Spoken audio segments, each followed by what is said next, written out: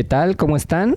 En esta ocasión nos acompaña Slayman Bonilla, nuevamente en el canal. Ha sido un estrecho colaborador, ¿no? Lo agradezco, lo agradezco. Y pues nos va a hablar de otro pensador de estos que suelen manejar muy poco trabajados, que se llama Philip Mailander, y nos va a explicar su filosofía. Entonces, bueno, muchas gracias, Slayman. Y primero que nada me gustaría empezar preguntándote quién es él y después en qué consiste su filosofía. Hola Ricardo, muchas gracias por esta nueva invitación. Espero no estar ya aburriendo a tu público, que estoy sale y sale. Pero bueno, vamos a hablar de estos autores que, como dices, son poco trabajados. Por supuesto que seguro no soy el único que trabaja a Mailander, pero pues sí, tampoco hay como muchos que lo trabajen, y por lo mismo ha pasado a formar parte este autor de lo que ya en repetidas ocasiones Diego y yo hemos mencionado como los filósofos malditos. Ahorita el público verá por qué. No solo es porque sea desconocido, no es el único requisito, de hecho ni siquiera sí es un requisito, porque dentro de los filósofos malditos pues está Sade, que ya Diego tiene su video, y está Schopenhauer, que son bastante conocidos, ¿no? Tanto por el mundo académico, literario, incluso popular, sobre todo en el caso de Sade. Nietzsche mismo está. Pero ciertamente hay un cariz en estos filósofos que han sido hasta cierto punto relegados por la academia, por diversas razones, pueden o no estar justificadas. Pero bueno, esto es Mailander de inicio, un filósofo, poeta, escritor, que nace en 1841 en Offenbach, a orillas del río Main.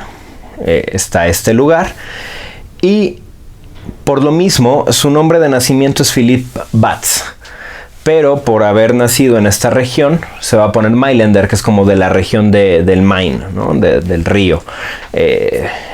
Por eso va a adquirir como este sobrenombre en su apellido, pero de apellido es Batz, y muere en 1876.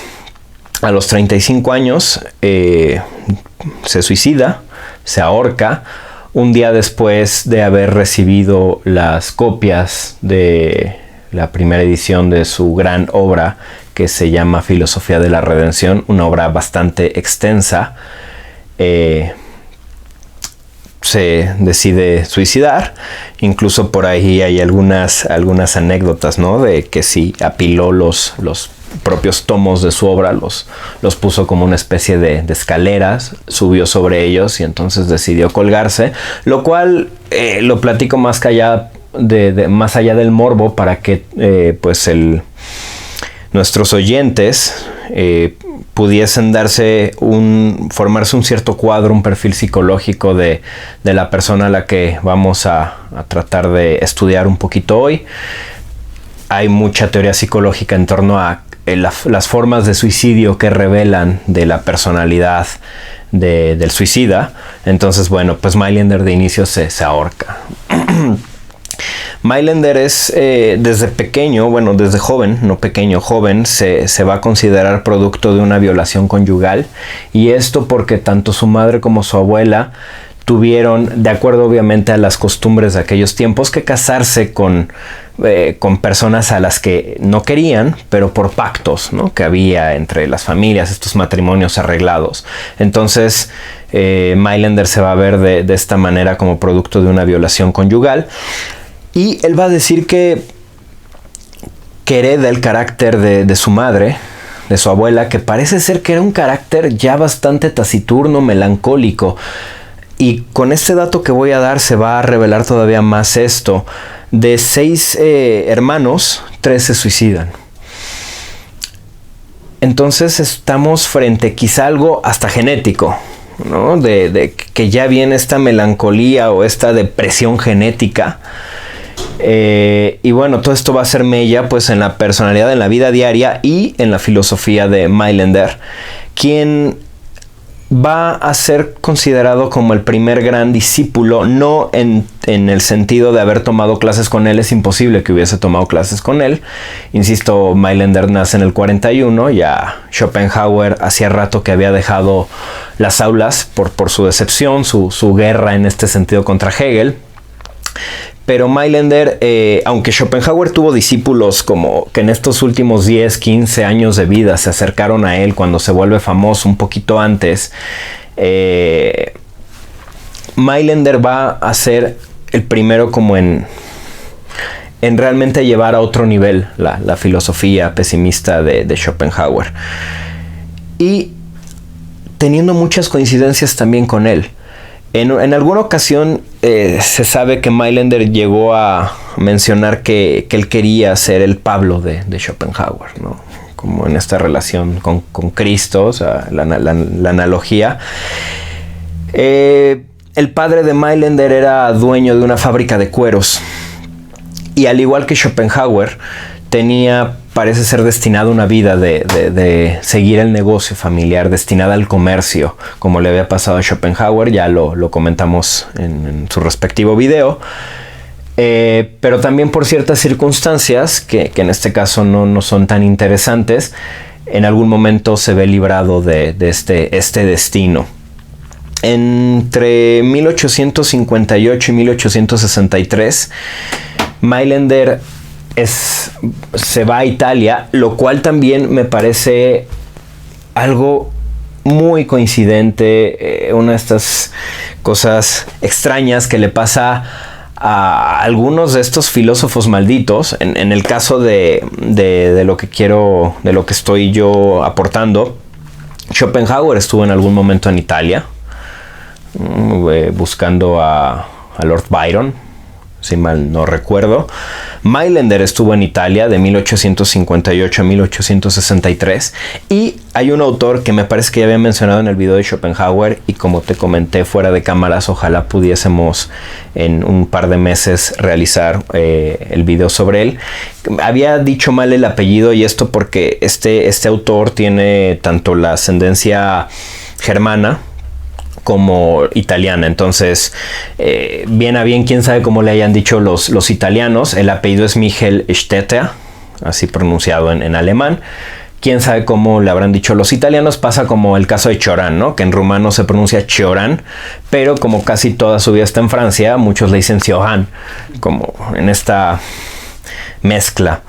Y bueno, decía que tienen esta coincidencia con Italia. O sea, todos, bueno, al menos estos tres, Schopenhauer, Mailänder y Michel Stetter,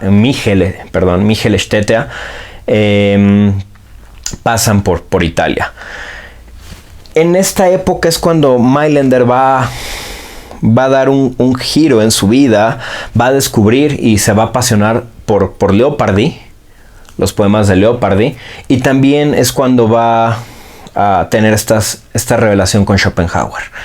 De hecho, lo que pasa en estos años está recogido en un libro que se llama Diario de un Poeta, que el propio Mailänder, su hermana Mina, es la que varios años después lo va a compilar y lo va a hacer que se publique. Posteriormente a esto, Mina, su hermana, va a ser la encargada de publicar sus obras, de dar a conocer un poco a su hermano, y después de esto Mina también se va a suicidar en 1891. Y aquí en estos diarios de un poeta, en este diario de un poeta, en estos poemas, tenemos esta transición. Los primeros poemas del año de 1858 son bastante alegres, bastante coloridos. Nada más leo dos estrofitas del poema número 12, que se llama Mar Fosforescente, y dice: amigo del norte, si estuvieses aquí, vivirías horas alegres, de alegría más pura, pues en estos lugares el corazón se parece a una copa rebosante de espuma. Y sigue el poema. Estos primeros 12 poemas de 1858, hay alegría. Mailänder conoce Capri, conoce algunas provincias de Italia que lo fascinan, que lo hacen tener horas muy interesantes, horas faustas. Pero a partir de 1859, que parece ser que es cuando se da el encontronazo con Leopardi, con Schopenhauer, el primer poema, que es el número 13, según esta edición, dice: herido está el enérgico hilo de la vida, del que el reposo, alegría e inspiración obtuve, y me siento perdido. En el pecho se me ha arrojado una amarga semilla. No quiero morir como los campos, que el otoño con sus romos dientes mueve triste, y en los que algún día los colores palidecen hasta que los secos tallos sus hojas. Al pie del árbol pelado esparcen. No, a la muerte quiero ir como el viento tormentoso que de norte a sur sopla salvaje. No, como los tajantes relámpagos, así quiero acabarme. La novia del viento no da cuartel, rompe las delicadas flores sobre el verde. Lleva sobre el mar lejos, muy lejos, a la mariposa hacia la segura tumba en fríos torrentes. Entonces todo lo que al principio era como esta admiración a la naturaleza, aquí se vuelve esta mariposa que va a la muerte. Hay un cambio muy radical en Mailander que se da con la lectura de estos dos autores y con el ánimo que, insisto, ya él mismo reconocía traer desde su abuela y su madre. En esta época también va a tener otro fuerte acontecimiento que va a marcar su vida, y es que su hermano Daniel se va a suicidar. Estos son insisto, este destino familiar, esta maldición familiar del suicidio. Daniel se va a suicidar. Y no solo se va a suicidar, Daniel estaba en Messina, a pocas horas de donde estaba Mailander en este momento. Y Daniel le va a mandar 2 cartas a Mailander, a Philippe, pidiéndole su ayuda. Pero estas cartas van a llegar posteriormente al suicidio de Daniel. Le llegan tarde a Philippe, y en estas cartas pues su hermano le pide ayuda. Le pide que vaya con él, que lo necesita, y pues Philippe se va a sentir hasta cierto punto responsable. No es del todo su culpa, su responsabilidad, porque las cartas le llegaron tarde por algo ajeno a él, pero pues sí es difícil, ¿no? Ver que tu hermano antes del suicidio te está pidiendo ayuda, que tal vez si tú hubieses estado en ese momento no se hubiese suicidado. En fin, todas estas ideas van a comenzar a rondarlo, y pues va a terminar de marcar este talante de pesimismo radical que va a caracterizar su filosofía. También en este momento es cuando empieza a cavilar, después del suicidio de su hermano, sobre la muerte, sobre la posibilidad de suicidarse. Y al principio lo que va a decidir es volverse soldado. Va a alistarse como soldado. Al principio no con tanta suerte, después ya bien. Y no por sentimientos patrióticos, sino para buscar la muerte en el campo de batalla, de alguna forma hasta cierto punto honorable, ¿no? Darle como un cierto sentido a su muerte, a su vida, y pues llevar a cabo este suicidio que empieza a pensar. Y bueno, esta es un poco la biografía de este autor. Ya comenté, van a seguir algunos años donde va a comenzar a escribir. Tiene como obras principales, pues bueno, finalmente la filosofía de la redención, que en español tenemos la edición del Fondo de Cultura Económica, que más bien es una antología, porque la obra en sí es muy grande. Según tengo entendido, rebasa las 1000 páginas. Hay otra edición que acaba de salir hace poco de Manuel Pérez Cornejo en España, no ha llegado a México, que es mucho más completa que esta antología, selección de fragmentos que tenemos del Fondo de Cultura. Sin embargo, es todavía difícil adquirir por el costo de la obra y los gastos de envío, que me parece que llegan o superan los 1000 pesos. Y tenemos también, aunque no en México, lo mandé a pedir de España, ya lo mostré, Diario de un poeta. No solo eso, Mailander, como te dije, escribe cuentos, novelas, dramas, bueno, principalmente novela y drama. Tiene un drama que se llama Tarik y tiene una novela que se llama Rupertín el Fino. Pero bueno, de eso todavía sabemos poco. De hecho, yo cuando conocí a Mailander hace unos 10 años, fue la primera vez, 9 años, que tuve una cierta noción de su existencia, un acercamiento, si quieres, incluso en internet, en Wikipedia. Empecé a buscar su obra y no estaba traducida, todo estaba en alemán. La primera edición que hizo el Fondo de Cultura es de 2011. Yo te estoy hablando de 2007, 2008, cuando tengo el primer acercamiento, aunque sea así por entradas, artículos sobre él. No había nada en castellano. Entonces, bueno, apenas estamos teniendo esto. Y es un autor, también como parte de su biografía, de su impacto, Ya dije quiénes son su influencia, Leopold y Schopenhauer principalmente, aunque lee a otros autores, Spinoza, Parménides, a otros, al propio Hegel, pero sus dos maestros son Schopenhauer y Leopold, con preeminencia de Schopenhauer. ¿Y a quiénes impacta él? Bueno, a los mismos que el propio Schopenhauer hasta a cierto punto va a impactar. Te estoy hablando de Borges, te estoy hablando de Nietzsche, ahorita hablaremos en Nietzsche qué tan fuerte es el impacto. Te estoy hablando de Cioran, te estoy hablando de Caraco, que también se va a suicidar, este filósofo uruguayo, judío, y también tiene un impacto en un literato japonés que se llama Akutagawa Ryunosuke.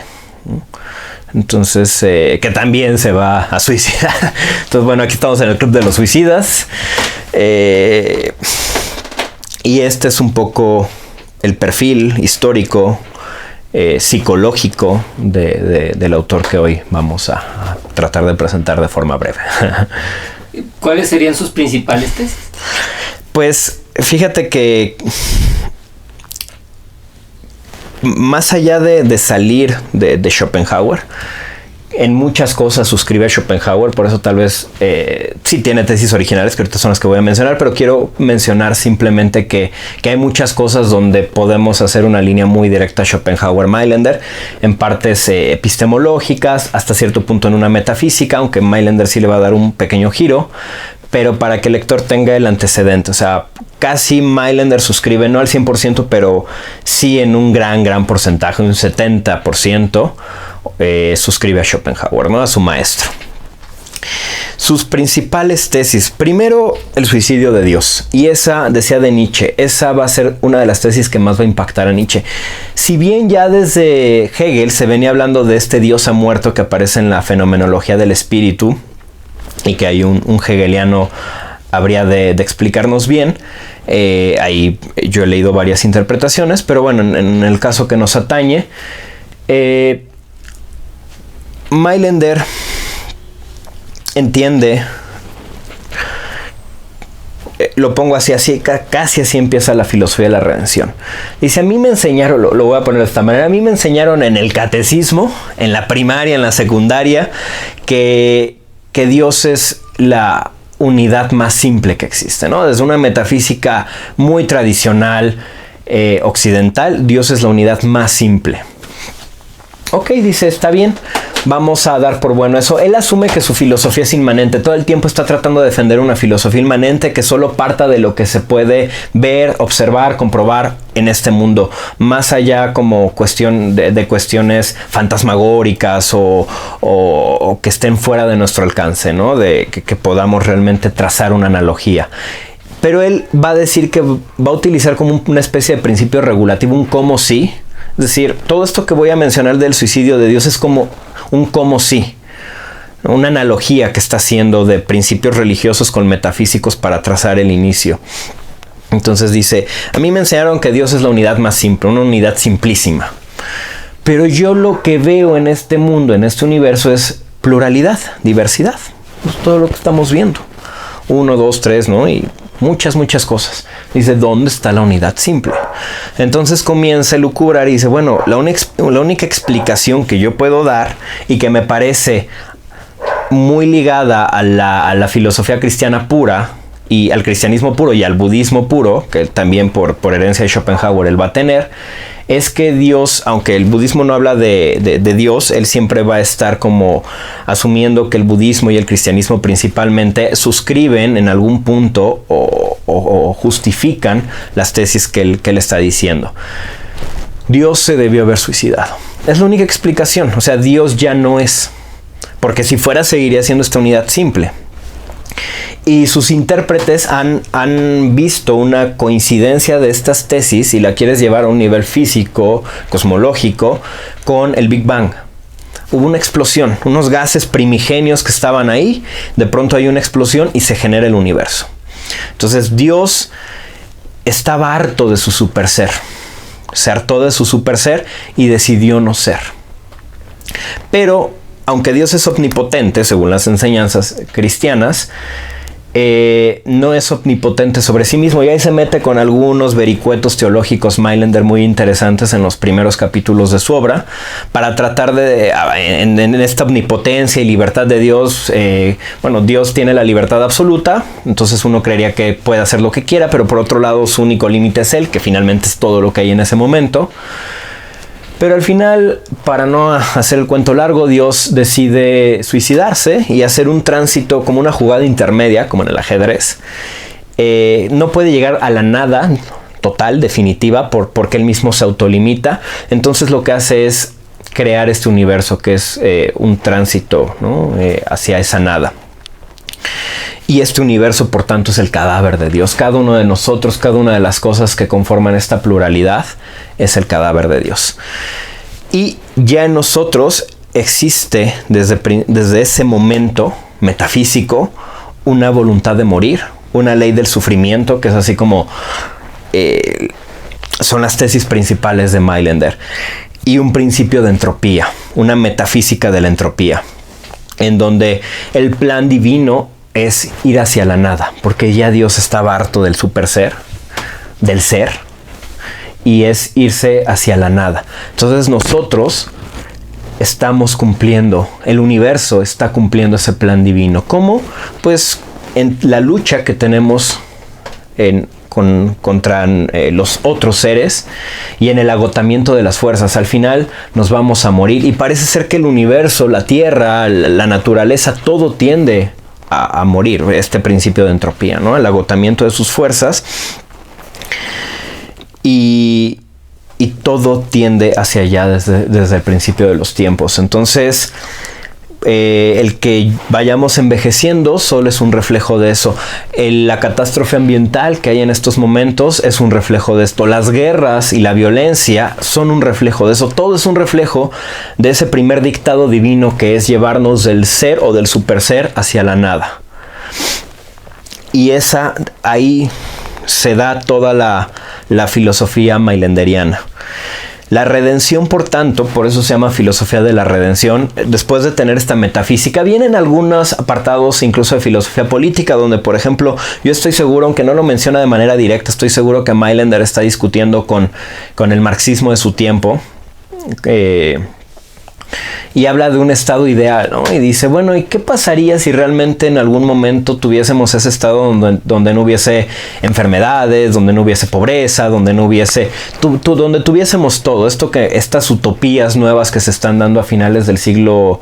mediados y finales del siglo XIX, aunque ya no llega el tan a finales del siglo XIX, pero estas utopías que están surgiendo en todo el siglo XIX, insisto, muy venidas del anarquismo, del marxismo, ¿qué pasaría si realmente pudiésemos lograr un estado así? Dice Mailander, pues que nos aburriríamos. Retoma este samsara schopenhaueriano, nos aburriríamos y volveríamos a caer en la misma repetición, ¿no? Del aburrimiento vendría nuevamente la violencia, o vendrían ciertas cosas que nos harían salir de él. O sea, es imposible lograr este estado, aunque las condiciones materiales o la factibilidad se pudiese dar.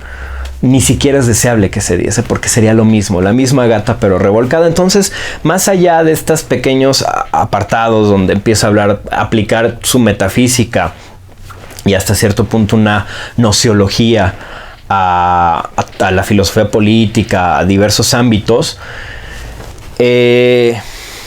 una de las cosas que ya se me olvidó, pero bueno, la redención final.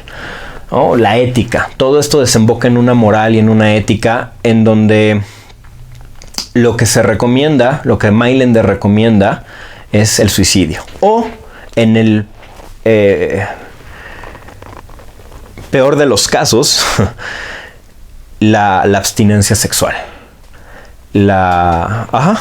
el no tener hijos, okay, que el propio Nietzsche va a decir que es el apóstol dulzón de la virginidad, así le va a llamar a Mailander. Nietzsche es claro que lo leyó en varias misivas, en su correspondencia, en algunos apuntes. Nietzsche menciona a Mailander, y es lo que va a postular. Hacia allá deberíamos tender, tratar de aniquilarnos. Esa es nuestra redención. Si el plan divino desde un principio era el tránsito del ser al no ser, y todo en el universo parece indicado, por más que nos opongamos a ese tránsito, hacia allá vamos, entonces lo que debemos hacer es acelerarlo, permitir que Dios descanse de una buena vez, permitir que este universo descanse de una buena vez. Entonces debemos apurar este tránsito, es lo mejor que podemos hacer, ya sea a partir del suicidio o, insisto, de la abstinencia sexual, que nos llevaría a no tener hijos y acabar con la especie y con nosotros en una generación, ¿no? Ideas que también en su momento, en esta época, quizá con toda esta industrialización y lo que se estaba dando, van a ser defendidas por el propio Humboldt, por decir. El propio Humboldt también, no creo que haya leído a Mailander, pero también va a estar defendiendo esta cuestión de no tener hijos, que es casi visto como un pecado tener hijos, porque no les puedes garantizar la felicidad y solo los traes a un mundo de horrores, etcétera, etcétera. Entonces, hacia allá va Mailander, ¿no? Una ética del suicidio, una ética de la redención en este sentido. Y por supuesto aquí se nos plantea el problema del ser y el no ser, que ya Camus también varios años después va a ver si no mal estoy, es en el mito de Sísifo, donde menciona que solo hay un problema filosófico real, y es el del suicidio, ¿no? Que si es preferible el ser al no ser. Y es una pregunta hasta cierto punto que la filosofía occidental se ha hecho, y casi siempre uno se ha decantado por el ser, es preferible el ser, por también esta noción de Dios como logos y todo lo que tú quieras. Bueno, pues una de las primeras respuestas antes que el existencialismo de Sartre o de Camus se dé, Mailander va a decir es preferible el no ser, por todo lo que ya acabo de decir. Es una consecuencia lógica de todo lo que acabo de decir, el no ser. Y en esto también se va a oponer a su maestro, a Schopenhauer. Schopenhauer, en el mundo como voluntad y representación, y en general en sus ensayos, en su filosofía, está en contra del suicidio. Y a pesar de que ve este mundo horroroso, este mundo de sufrimiento, este mundo que es el peor de los mundos posibles y que es lo que posibilita o habilita el pesimismo, siempre va a decir que el suicidio no es una alternativa, porque al final el suicidio solo es como un berrinche. Alguien que se suicida es alguien que sí quiere la vida porque hay mucha voluntad en él, pero que no la quiere en las condiciones en que se le dio. Que le hubiese gustado tener más dinero, le hubiese gustado tener a esa chica que lo dejó, yo qué sé. Esa es la postura de Schopenhauer. Para Mailander, que aquí los estudiosos nos hablan de dos tipos de suicidio, un suicidio espiritual y un suicidio intelectual. O sea, Schopenhauer intelectualiza sobre el suicidio. Y Mailander vive el suicidio, o sea, en sus entrañas, más allá de estas nociones intelectuales schopenhauerianas, y que si la voluntad, y para Mailander es la única escapatoria a realmente algo que es tan sórdido, tan burdo, tan espantoso como el mundo. Y no es algo que esté, aunque sí lo piensa, pero es algo que lo transpira más que estarlo solo pensando. Y todo esto, insisto, lleva a quizá el que sea su concepto básico, transforma la voluntad de vivir schopenhaueriana, la transforma en esta voluntad de morir, ¿no? El querer morir, lo que debemos hacer es querer morir. Es hacia lo que lleva la filosofía de la redención. También nos va a mencionar, insisto, algunos apartaditos como que toda acción moral es egoísta. Incluso él quita estos preceptos kantianos o medievales cristianos de que para que una acción sea moral no debe ser egoísta. Él dice toda acción es egoísta de inicio.